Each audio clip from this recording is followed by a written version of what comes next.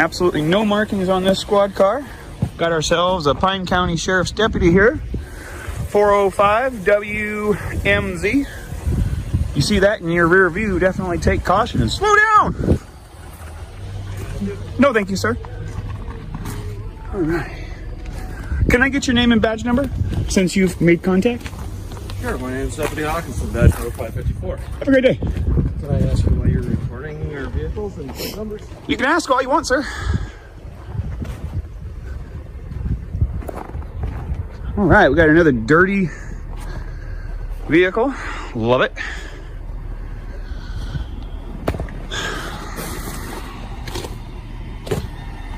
All right. Let's take a look at something here. As we all know, you have to establish privacy. Let's check out the zoom features on this camera. Hey, sir. No, you can't be zooming. Absolutely, I can, sir.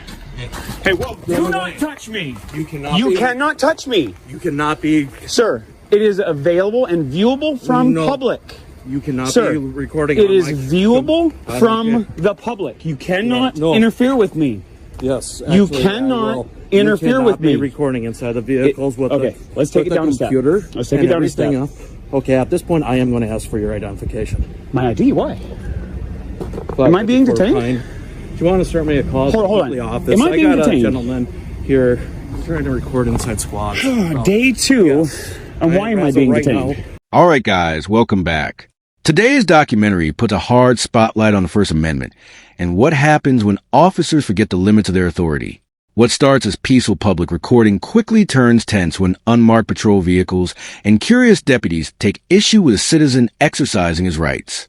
From the very beginning, this encounter exposes a dangerous pattern: ego over law, intimidation over education, and power replacing accountability. Because, like I just told you, you're recording. Is that a crime?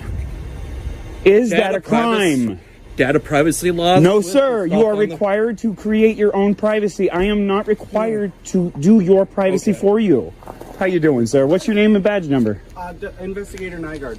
Nice to meet you, sir. I really would like to take the tension down. Let's de-escalate. Right, so can I see your ID? No, you cannot. Okay. Not unless you have reasonable, articulable suspicion that I have committed, am committing, or am about to commit a crime, which is a statute or law. Not your feelings, not your policies, nothing about that. This is an unlawful detention. As of right This now, is an unlawful detention. Will you stop interrupting me? Sure, I'm sorry. Okay. So basically, he's walking around, he's recording inside all the squads, collecting plate numbers, everything else like that.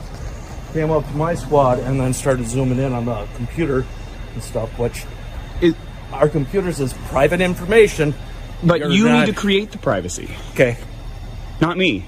I'm a private citizen. Minnesota statute 13.05, subsection 5, paragraph 2, as you can see right on the screen. As the cameras roll, deputies initiate contact without cause, questioning motives and demanding explanations that are not legally required.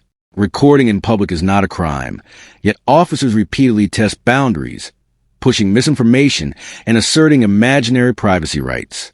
The citizen remains calm, informed, and firm, while the officers escalate, proving once again that knowledge of the law is the strongest offense against unlawful police interference. States. I don't care, but as of right now, if you have identification on you. I would be glad to provide it for you. In fact, it is in my Jeep. I'm sorry. But in order for me to provide to you my identification, you need to be able to articulate reasonable, articulatable suspicion that I have committed, am committing, or am about to commit an actual law. I'd like to inform you, sir, that you are outside. Okay, I'm just going to pull a piece of paper out here. You are officially outside of your authority. You are officially violating my constitutional rights. And it states right here, if you read line 3 of the Code of Ethics of Public Services of the City of Hinckley. Dedicated service. All officials and employees. Pardon. Officials and employees shall not exceed their authority or breach the law or risk others to do so. Let me ask you something, sir. Things intensify when an officer crosses a line, attempting to control camera use and physically intervening without legal justification. Demands for identification follow, despite no reasonable, articulable suspicion of a crime.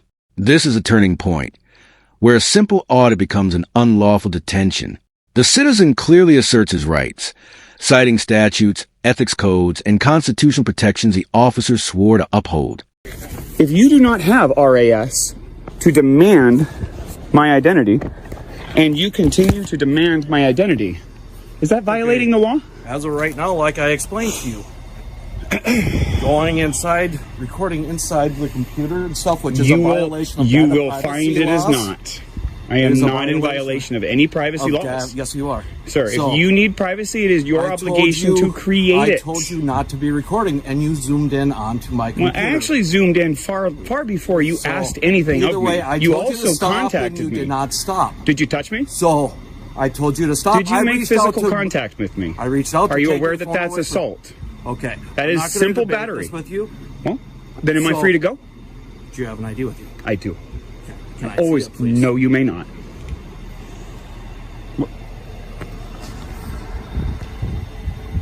From this point forward, I will observe my right to remain silent. I have nothing further to say to you without a lawyer present. That's fine. I'll just get all of my supervisor and I'll see you. Maybe he'll Otherwise- educate you. Instead of correcting course, officers double down. Supervisors are called, voices rise, and intimidation tactics come into full display. The obsession with identification becomes obvious. ID demanded not because of law, but because of control. Even when faced with calm resistance and legal clarity, officers struggle to admit error, exposing a systemic issue rooted in ego rather than justice. Do you really have to be so rude? When my rights were violated and I was assaulted by somebody who was sworn to uphold my constitutional rights, I get pretty upset, sir. I'm so sorry to hear that. I'm sorry to hear that you don't know my rights or care about my rights and you want to try and use tools of intimidation to take my rights away from me. I'm not going to have it. Take any rights away from Are you demanding my ID? I am asking you for. Am I free to go?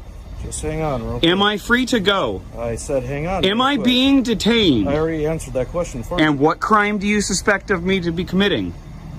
Have committed or am about to commit? What law? You're being very quiet here, Mr. Nygaard. You understand what I'm doing here, don't you? You're trying to figure out what's going on. Mind you, folks, this is day 2. And we've already got a cop who's addicted to identification. God, man, it's like crack to these people. Recording squads, going up the license plates. Everybody was very polite. Oh, we got State Popo. Look at this. Look at this. He's recording license plate reading here. I don't know if he's doing a Facebook Live thing or whatever else. And he goes walking up to my squad. I told him do not record inside the squad since I have a computer out and with the data privacy laws. As more law enforcement arrives, confusion spreads, but the facts remain unchanged. Recording in public is protected. Collecting information for public dissemination is lawful. Yet interference continues, bordering on retaliation. The citizen is patted down under an unlawful Terry stop, proving how quickly rights can be trampled when officers prioritize authority over constitutional limits. Of course, he zooms in on the computer and everything. I reached How you doing, ma'am? pushed his arm away from Doing great, thanks. my window and This is Minnesota here for you, folks. telling me that I'm violating. You asked me a question. Went great. Okay. It went great. Nobody violated my rights. Nobody interfered. By the way, you guys are interfering with my process here.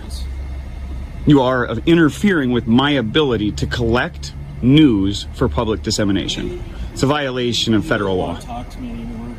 So, He doesn't want trying to figure out what's going on. I just told you, I'm here to collect information for public dissemination. I'm exercising my constitutional rights, and I wish to be free to go. Would you mind giving me your name and badge number? Supervisor and Associate Patrol 123. You're 123? Yep. Oh. That's actually my former license number for my profession. From California, license 123 is funny. Yeah. Ironic, and What's that? Easy number. Yeah, tell me about it. Nice. Yeah. Do you mind? I don't have any weapons. I'm a little cold. Can I put my hand in my pocket? Do you mind if I just check? I do. I do mind, but I will. I can kind of see that. I know that I'm under a Terry stop here right now. You're fine. Yeah. I know I'm on a Terry stop, and I know that gives you the right to pat me down, so. By the way. In the end, the truth becomes unavoidable. Supervisors confirm what should have been clear from the start. The citizen committed no crime and must be released. This encounter serves as a powerful reminder. Rights only exist if exercised and defended. That's why recording the police matters. Know your rights. Stand your ground. And never let intimidation silence lawful accountability.